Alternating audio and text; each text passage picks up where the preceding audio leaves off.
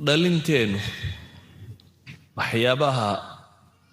aalaamta ka jirta waxaa ka mid ah waan soo tilmaamay mar horena ihtimaamuhum bil'ab cayaarta ayaa ka weynaatay nolosha ma diidani cayaar qofku inuu jidhkiisa dhiso oo isdhiso cayaartu jecel yahay cayaaro kubad ha noqoto baasket ha noqoto orod ha noqoto in la cayaaro maaha mushkilad laakiin inay hadaful xayaa noqoto waxa loo nooliyay inay noqoto waxaad u nooshay inay noqoto inaad laacib noqoto waxba dunida kuma soo kordhin marka khasaaraad shababkeenu waxay u badan haddii maanta wax jiddiyaan weydiino yaa culimadii dunida wax ku soo kordhisay garanaya xataa kuwa reer galbeedka ee gaalada maxaad garanaysaa haddaynu weydiino waxa laga yaabaa laba midh inuu ka xasuusto waxaa cilmi dunida yaalla wixii keenay haddaan weydiino dadkii muslimiinta ay halyeeyadii dunidan soo maray saxaabadii nabi maxamed maxaad garanaysaa waxa laga yaabaa inaan waxba garan laakiin maanta haddaan weydiino tiimamka dunida cayaara ka waran yaa isbiisu Manchester hebel baa waa Madridna hebel baa ka ah meel heblaayana hebel baa waxa tiim dunida jooga kuwa difaaca ka cayaara warka ka kaalay wuxuu yaqaanaa inta caruura u dhalay iyo fasaxi dhaweyd halku tagay iyo masaladka meel heblaayu marayay iyo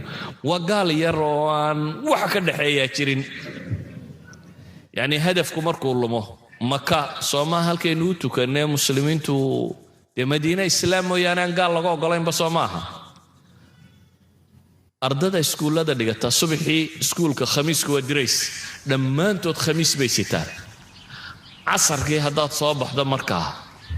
qof dhalinyaro arki maysid ilaa iyo garan isboortiya oo nambar dhabarka kaga yaalla halkana magac weyne kaga qorayay buu sitaa waxaa dunida cayaare arkaysaan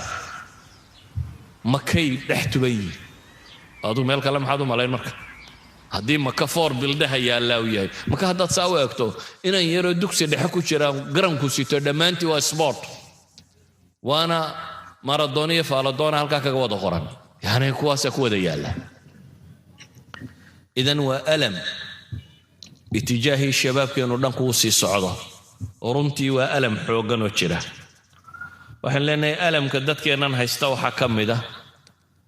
kuwa u dhigmo tacalluq shadiid ay aflaamta iyo muusikada iyo waxaas maalin dhaweyd Norway inaan yaro Canada yaraa yimi wixii dhalinyaro joogtay airportka agtiisa ay u hoydeen